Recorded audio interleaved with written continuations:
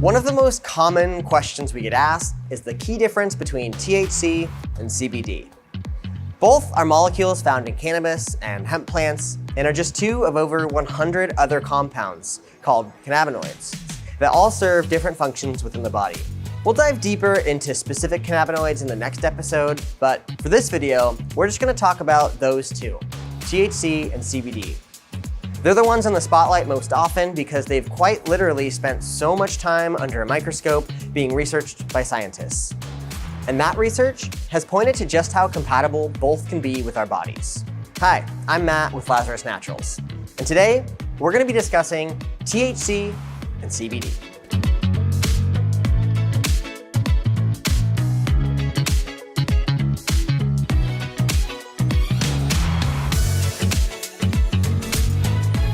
As we discussed in the first video, our body's endocannabinoid system, or ECS, is a network of receptors found throughout our central nervous system, as well as every other part of our body.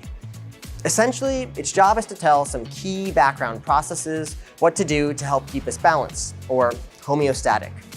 You know, things like mood, immune system function, body temperature, sleep-wake cycles, appetite, and pain responses, all of which help us feel and be our best.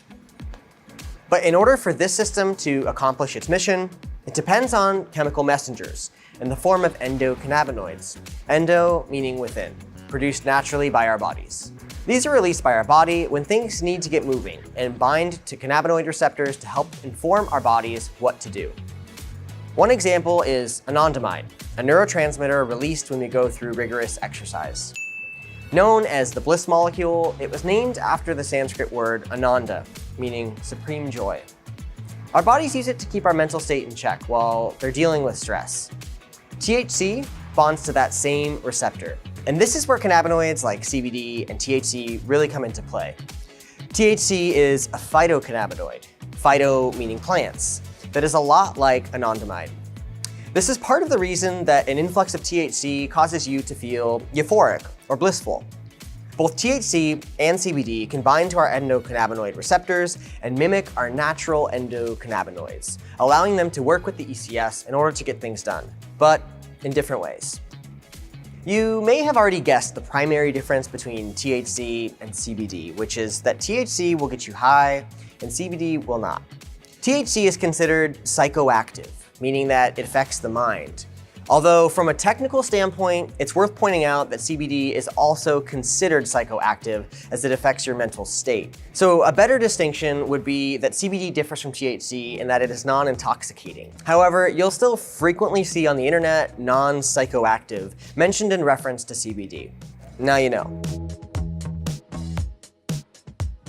Throughout your ECS, you have two primary sets of endocannabinoid receptors, CB1 and CB2. Our CB1 receptors are mainly in our brain, as well as throughout our central nervous system, whereas CB2 receptors are mostly found in the immune system. THC binds to both sets of receptors. The high from THC originates from its interaction with your CB1 receptor. However, CBD doesn't really have an affinity for either, which is why it doesn't cause you to feel that same intoxication. Some scientists believe that CBD might bind to a receptor we haven't even discovered yet. Even without the high that THC produces, you can still tell that CBD is there.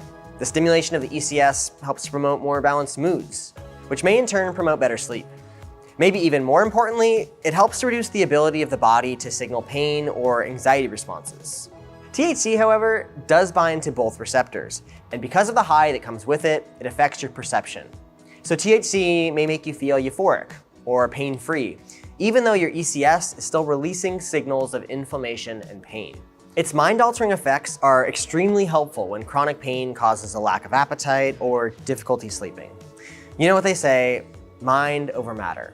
And that's an important distinction. THC has a host of therapeutic properties thanks to these mind-altering effects, whereas CBD's benefits stem mainly from its effects within the ECS and the background processes it helps to encourage.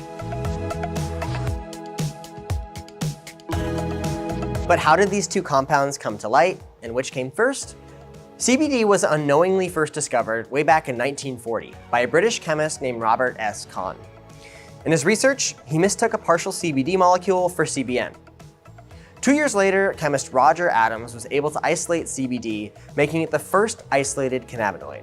His studies led to the later discovery of the individual cannabinoid THC by Israeli chemist Dr. Raphael Mechoulam.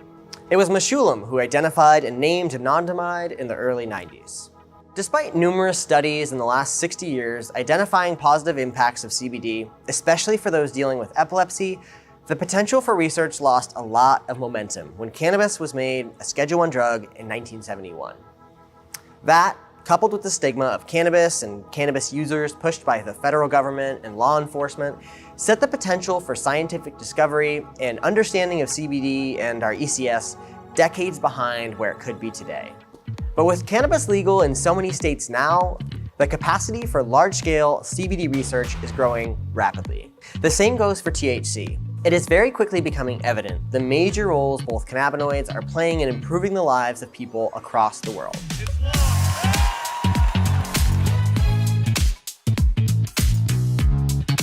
That's it for us in this second installment of our educational CBD 101 series. Check out the links below for more education and tips. And as always, thanks for watching.